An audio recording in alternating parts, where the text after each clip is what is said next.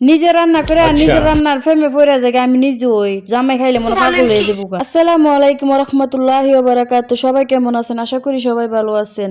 সবাই তো everyone guys কয়, আমি ঠিক করছি আপুরা ভাইয়ারা ডাকবো সবাই রে। আমি বানবেরের বিলা সাবের আপনাদের জন্য ফাইনি একটা ব্লগ নিয়ে আসছি। তো বিলা কইলা আবার ठीक है। চিন্তা না, মাইয়া মাইয়া মজা অনেক হয়েছে। মূল কথায় ফিরে আসি, যে আপুরা সৌদি আরব থাকেন তাদের জন্য এই ভিডিওটা। আমরা যারা সৌদির বাসায় কাজ করি তারা সৌদির লেগে রান্না করে গে, নিজের লেগে রান্না করতে আলিশ লেগে জায়গা রান্না করবো, আলিশে রান্না করে না, খায়ও না।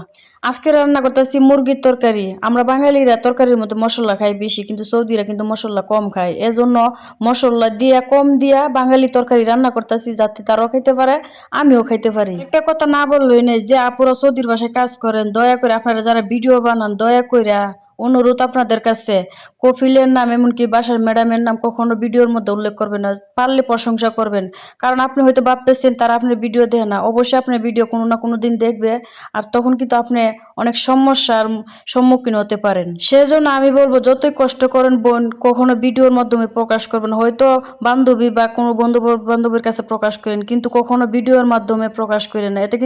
এতে করে কিন্তু আপনারই সমস্যা বাড়বে। প্রবাস জীবন এতটা সহজ না। প্রবাসে যারা কষ্ট করতে পারে, সহ্য করতে পারে, তারাই সফলতা পায় প্রবাস জীবন থেকে।